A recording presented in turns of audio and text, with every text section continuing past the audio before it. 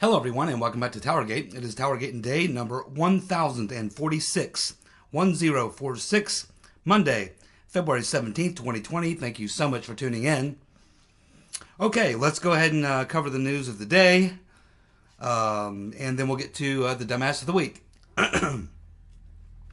Okay, so yesterday we have the leftist coming out on the left-wing media over the weekend and just freaking out, saying crazy stuff, which is what we expect. So we get, over on the Commie News Network, we get Pelosi, who's being interviewed by, I think it was Christine Armapour, and she basically says, well, you know, Trump's doing pretty good. He got acquitted, he's got a good economy, his poll numbers are up, he's raising lots of money, this type of thing. And Pelosi freaks out at Christine Armapour and shuts her down on the fact that he's been acquitted. And she says, Trump's not acquitted.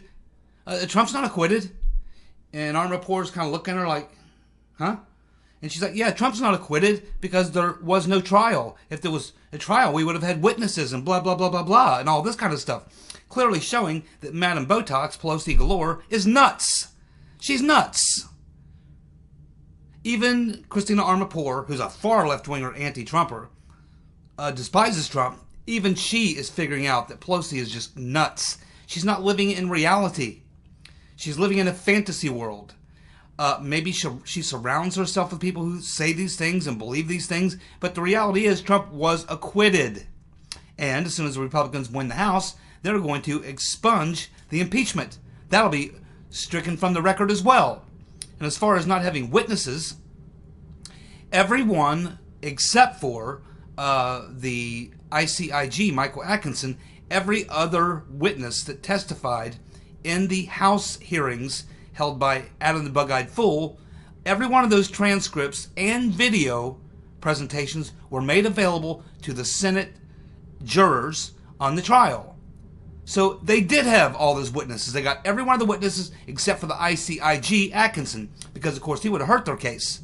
So the idea that there wasn't witnesses and testimony and evidence in the Senate trial, yes there was.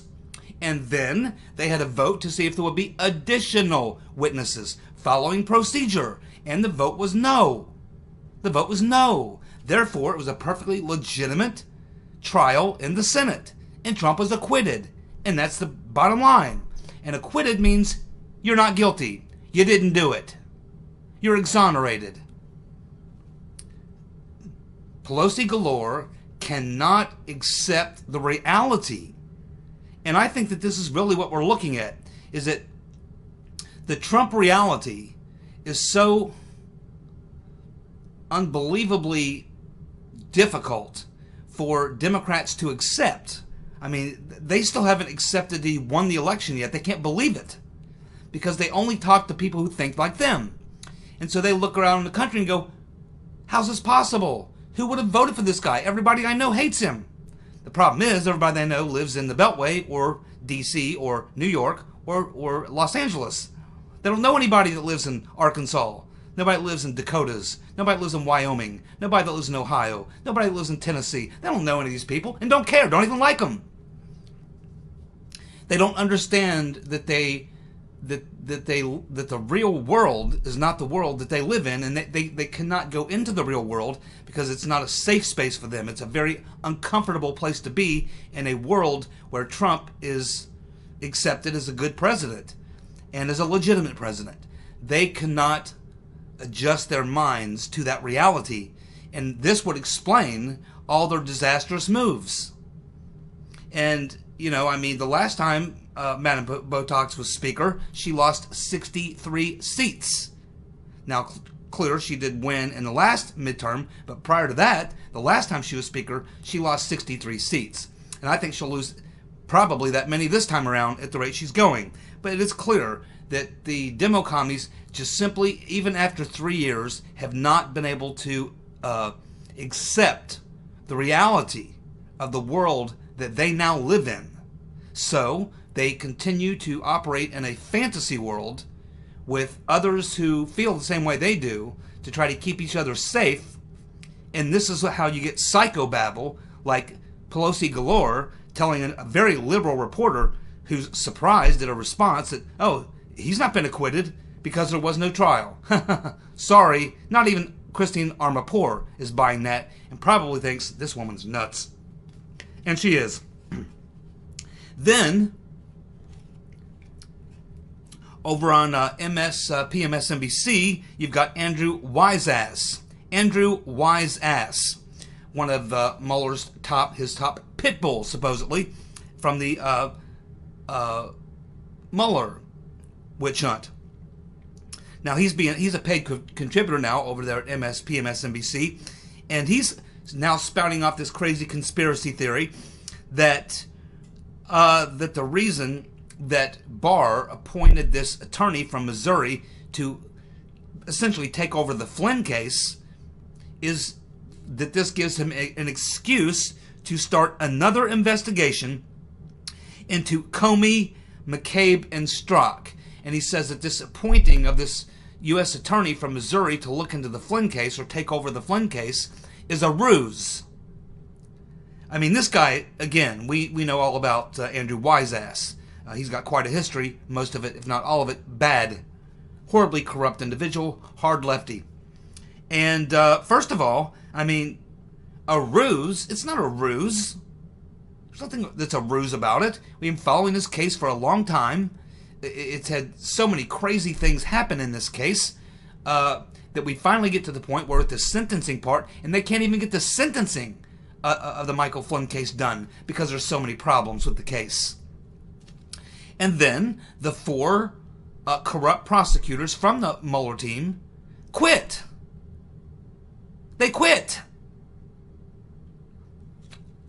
Somebody has got to finish it off. So these 4, and Barr is certainly not going to turn it over to their buddies after they just recommended 9 years for Stone for minor infractions in a criminal case that was fabricated, built on a false predicate. Never should have even happened. The investigation should never even happened. So, and another thing, Barr doesn't need to pull off a ruse to investigate McCabe, Comey, and Strzok. Durham is already doing that. Durham has been investigating Comey, McCabe, and Strzok. They're key players in his investigation. So, clearly, Andrew Wiseass is now going off the rails as well. Then, back over to the Commie News Network, we get a couple of, talking heads that literally are on with this Brian Stelter, who's a real treat, and they are literally trying to make the argument, trying to blame Trump for why they were so wrong about Avenatti. And their argument is that, well, Trump manipulated us. Yes, Trump manipulated us and manipulated you, Brian. That's why you fell for the Avenatti stuff. Because let's face it, had we all looked into Avenatti, we would have discovered there's probably some things coming down the road that are not so good, and we would never have pumped him up so much. But because of Trump manipulating us, it caused us to embellish Avenatti beyond what we should have done. It's Trump's fault.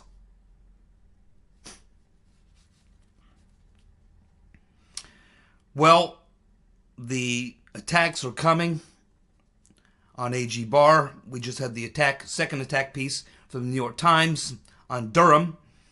Now here we are learning that there's more than 1,100 ex-Department of Justice activist lawyers who signed a letter demanding AG Barr resign.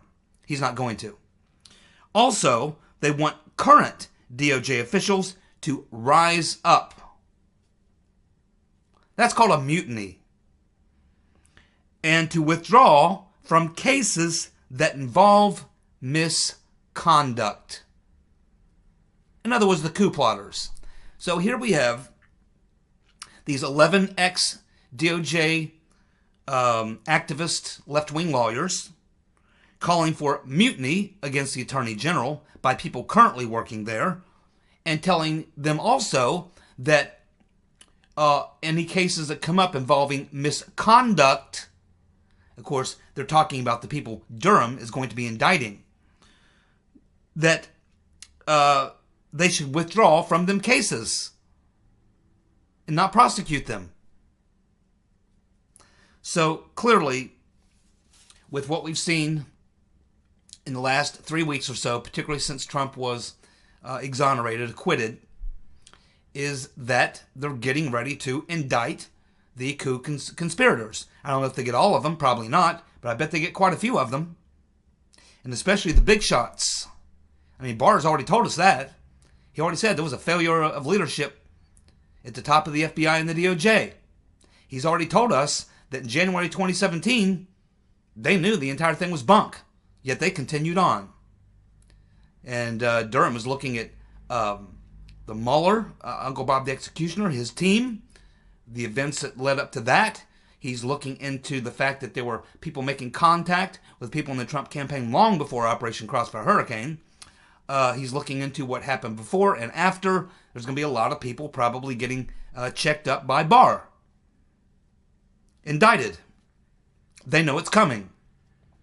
And so they're doing everything they can to, I guess, put up a defense. Which I guess their first point of defense appears that they're going to just simply say, this is a witch hunt. Trump using Barr and Durham to go after his political enemies. But they're even going farther than that by now calling for literally mutiny within the Department of Justice and basically saying that the current people there should not take part in the prosecutions of what will be the deep state coup plotters, that they should withdraw from them. Well, I'm glad. Yeah, I hope they do withdraw from them cases. I'd rather have them withdraw than handle them cases.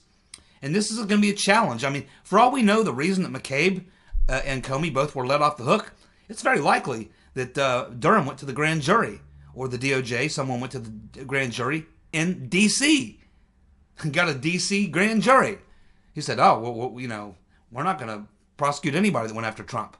95% of the people that live in D.C. are highly political, hardcore left-wingers, and anti-Trumpers. Yet you got to try to go into that place and get a grand jury that will approve indictments of people in the deep state that went after Trump, his enemies. That's the people you got to try to get a grand jury with. That's the people that you have to get on a jury to try to get a guilty verdict. That entire swamp, man, in D.C. As I've said many times, I would find it very hard to believe that Durham or Barr believe that they can try these cases in D.C. and get even a fair jury. I would hope that Durham is going to file these charges in Connecticut. You file these charges in D.C., seating grand juries in D.C., I don't know how that's going to work. Don't know how that's going to work. Maybe they have no choice. Maybe Durham has to file panel of grand jury in D.C. and have his trials there. Maybe he has no choice. But I would think if he did have a choice, he sure as hell wouldn't bring these cases in D.C.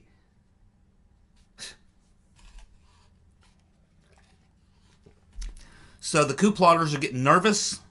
All those who participated, which remember, the media is up to their eyeballs in all of this.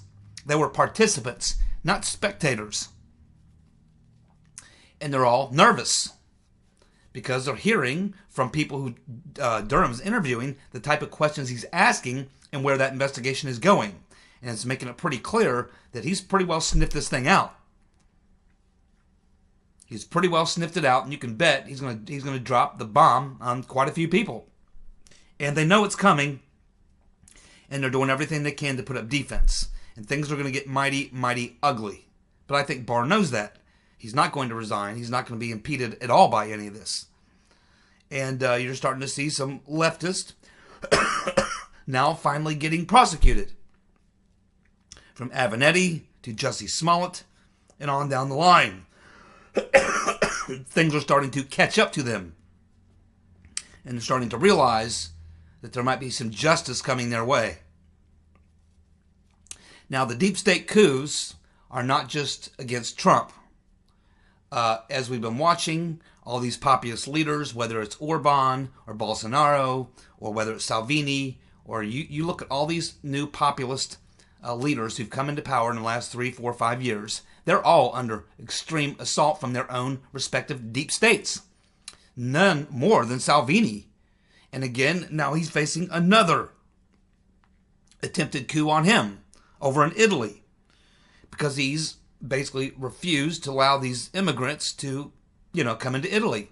And based on that now, they're going to use that to trump up charges on him to try to get him not just thrown out of office, but put in jail. They're trying to put Salvini in jail.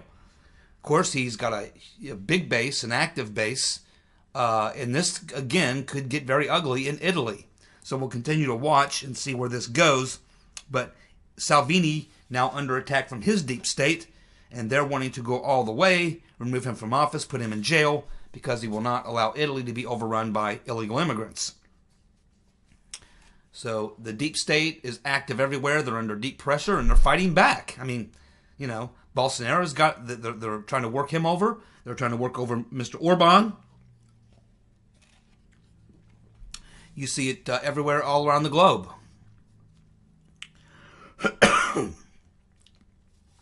Well, President Trump yesterday was down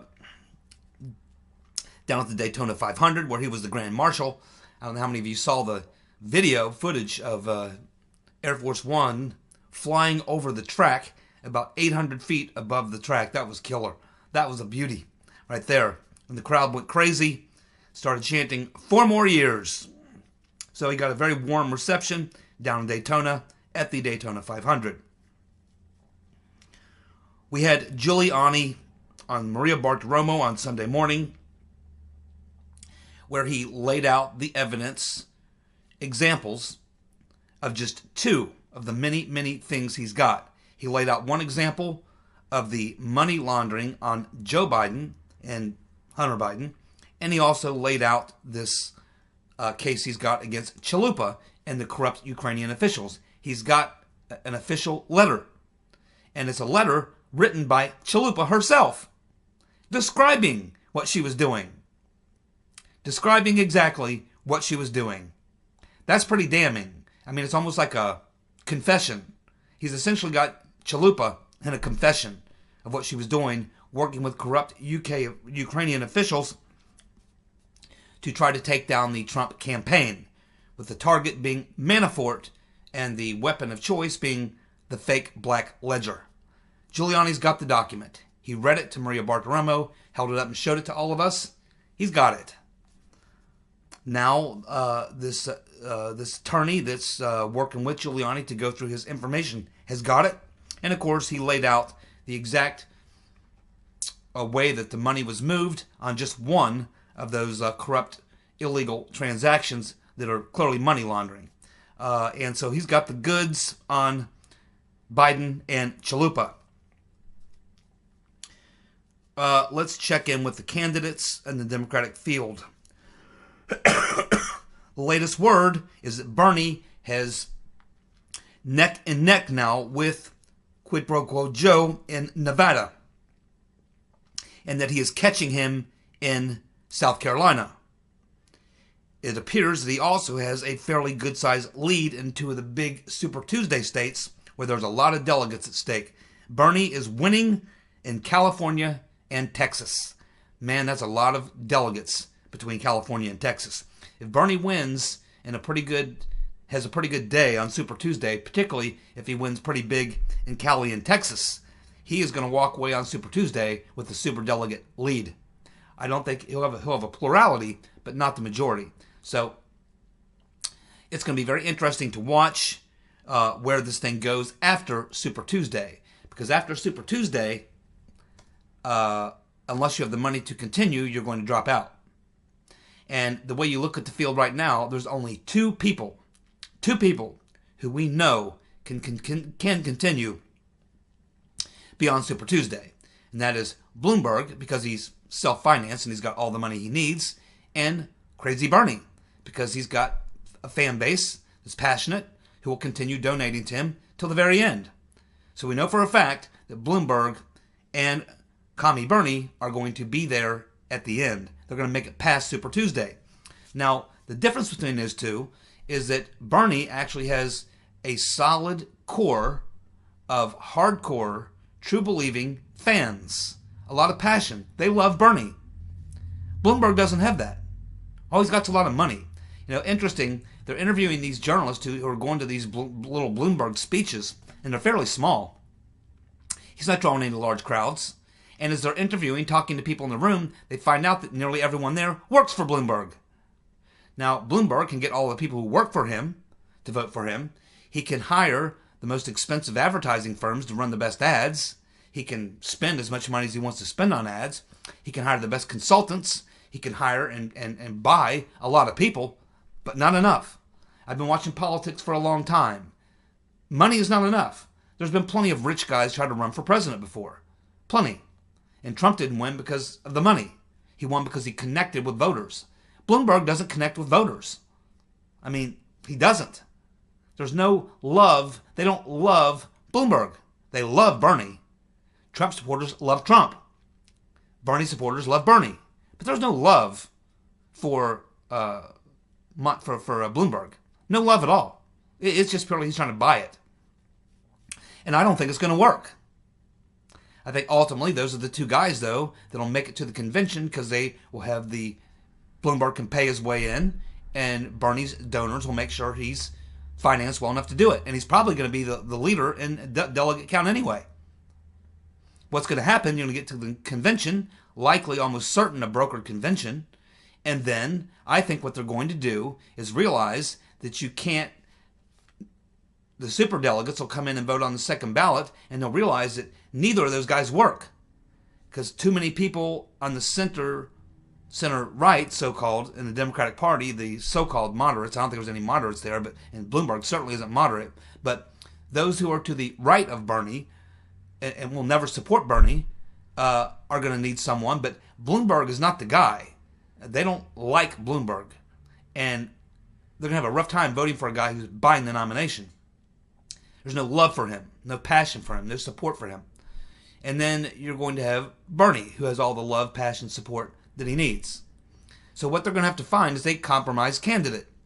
And that's why I think the rotten Reverend Clinton has a lot to do with what's going on here. I think she's behind a lot of this to get a brokered convention, and she sees herself as being the one to come in and be the unifier and the compromise candidate. Now, this is crazy to all of us, but this is what the rotten Reverend Clinton believes about herself. She believes she can come in and be the person that comes in and brings the two together, despite the fact that she despises Bernie, and she's probably jealous as hell of Bloomberg. And I don't see any way possible that she would sign on to being his VP. I just don't see that happening. The rotten Reverend Clinton seeing herself as a VP under Bloomberg, I think that would be, her ego's way too big to do that. I think she might say, well, maybe you can be my VP. I think that's how that would go. But we're just going to have to keep on watching. We're going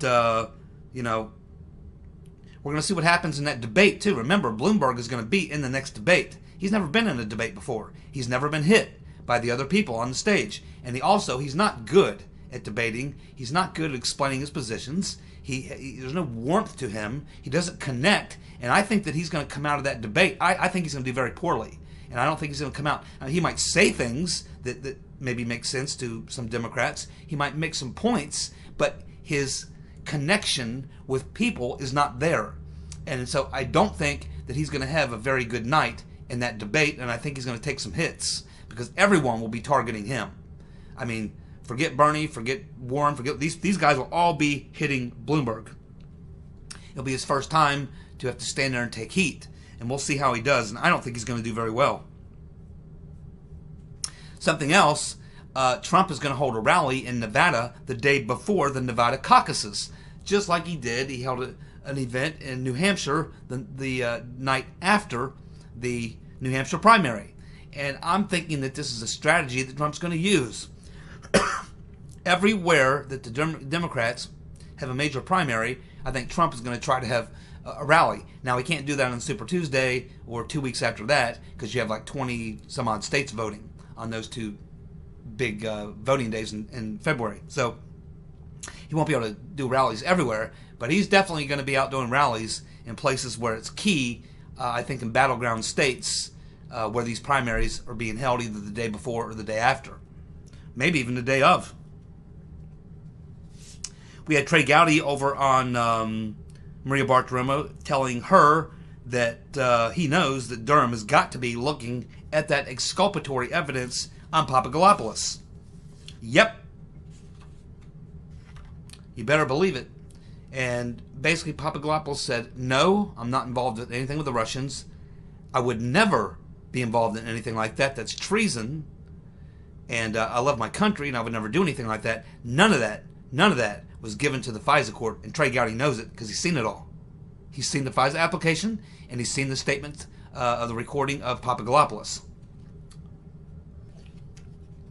So just another nail in the coffin for the FISA court fraudsters. And everyone involved in that is going to get indicted, by the way. Now, let's get to Dumbass of the Week. Keith Fellows. All the Democrat voters who think the rotten Reverend Clinton is not going to be the nominee. Dr. Detroit. A.G. Barr for letting off McCabe. Second would be McCabe. And third would be himself for thinking McCabe would be charged. Well, Dr. Detroit, don't give up hope. McCabe's involved in a lot of things. I'm sure that Durham has got something for him. Just be patient, my friend. Joe Mack. He's going to go with Mini Mike before his future suicide. Yep. Brian Larkin. Anyone who would consider standing between the rotten Reverend Clinton and power. Net. We'll go with Strzok, Mayor Cheat, and the Southern District of New York. Linda Davis will go with Bloomberg.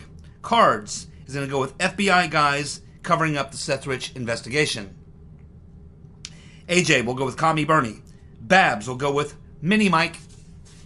Douglas will go with Mr. Impossible Barr, Mr. Unacceptable Ray, and anyone on a cruise ship. Impeach My Ass will go with Morning Joe. Number 9 will go with Roger Waters, Mini Mike, and the gang on The View. Sherman Lynn will go with Mini Mike. Lori Holt will go with Barr regarding the McCabe incident. Bloomberg and Lisa Page. Loose Lisa Page. Whimsical Fancy will go with Barr, Judge Amy Berman Jackson, and Mini Mike. Stage Door Johnny will go with Mr. Potato Head. Absolutely, Mr. Potato Head is going to jail. Period. Youngblood will go with the mainstream media for pushing the bullshit. Ricky Ricardo will go with selfish leftist. Yep. Mike G will go with Boris and the UK government regarding their deal with Huawei and the 5G technology. Yeah, that's not a very good idea. I understand that Trump and Boris had a phone call, and Trump made it pretty clear he wasn't happy about it, and I understand he hung up on Boris. Kind of chilled those relations a bit. Yeah, bad move by Boris. Hopefully he'll rethink that. Jenny Tweets will go with Bloomberg, Pelosi galore. Bloomberg and Pelosi galore. Sun Tzu will go with China, Bill Barr, and Swallowwell. Jeanette Bateman will go with Barr, Bloomberg, and Christopher No Shit Sherlock Ray. Ann Williams will go with Bloomberg. J.C. Hasty will go with Barr, Bloomberg, and the Demo Commies. James Robinson will go with Mini Mike. Peter James will go with Jussie Smollett, the creepy porn lawyer, and the Department of Justice. Boy, that's a trifecta right there. Well done, Peter James, as usual. Rick Scheck will go with himself if he's wrong about Barr and Durham. Well, I don't know what you think about Barr and Durham, but put your faith in President Trump and all of us. We'll make sure that the indictments come down, and Barr and Durham, if we have to pull them along and drag them along. I think Durham's a good man. I think he will do his job and get to the bottom of it and tell the truth. How Barr handles it, I don't know. Depends on the day of the week with Barr. Be Cool is going to go with Mini Mike. Oregon is going to go with himself for caring about the swamp drama. We don't have much choice, Oregon. We're all in it. Dennis Waddell is going to go with Bloomberg. Kimmy is going to go with Bill Barr, Bloomberg, and the rhinos that voted to limit the president's authority to exercise foreign policy. Yes, that was not good. There was a few Republicans, unfortunately, that voted for that. Let's see. We have Rubbles is going to go with the Burners. Straight Arrow is going to go with the 4 prosecutors who went after Stone. Walker on the Hill will go with Mini Mike. Jamie Anzavino will go with Barr, and Barr. Jonathan Cassidy will go with the prosecutors, judges, congresspeople who thought they could perpetuate lies and make it real by reading it into the record. Yep, bunch of damn fools. It didn't pay off. Let's see. Lee is going to go with Bill Barr, Judge Amy Berman Jackson, and Bloomberg. Mini Mike. Freddie Schaffer will go with Brennan. The 4 prosecutors who went after Flynn, along with Clapper. Mona Lisa will go with the creepy porn lawyer and Jesse Smollett. Gregory Woolery will go along with Tamika Hart, that lead juror on the Flynn case who outed herself. And I just found out yesterday, she's a lawyer. She's a dumb lawyer. Douglas, getting in his second vote of the day, is going to go with Lisa Page for celebrating too early. Yep, she's definitely celebrating too early. She'll be having her day in court. You can bet on that. She was up to her eyeballs in the coup. So this week's winner for Dumbass of the Week is going to be Mini Mike, Bloomberg. Coming in second place, Attorney General Barr. And third will be the 4 prosecutors who went after Flynn and then resigned after. And I think that was all a setup, by the way. I really do. They knew, because we've learned from Bill Barr, that there was a meeting. In that meeting, they had discussed how they're going to handle the sentencing, and they had decided they were going to leave it up to the judge, but they were going to include some things about his situation that might reduce the sentencing. And then the following morning, these lawyers, these crooked prosecutors, part of the old Mueller team, go into court and say, yeah, we want 9 years. Knowing good and well that's not what they told, the top U.S. attorney. Knowing good and well they put Barr in this position. Knowing good and well that Trump would tweet out about it. They knew what response that they would get from Barr and from Trump. And they got it. And then they resign. I think they were looking for a way to get off this train. And I'll tell you who someone has got something to worry about right now is this judge, Amy Berman Jackson. She's the same judge who put Paul Manafort into solitary confinement. The same judge who's let some other lefties off the hook. And she's dirty. She's dirty. And now she doesn't have those 4 crooked prosecutors to play with. She's got another U.S. attorney who's now going to be taking over the case, wanting to look at things regarding the Stone situation. And the first thing he's going to be looking at, because now Stone's attorneys have called for a mistrial, the first thing he's going to be looking at is that juror, that lead juror. And he's going to find out why Judge Berman, put her on the jury, especially as a lead juror. She had to know she'd run for office as a Democrat, had to know she was a lawyer, and had to know, based on the questions she asked, that she was an anti-Trumper, that she was biased, that she was prejudiced. The judge put her on there anyway.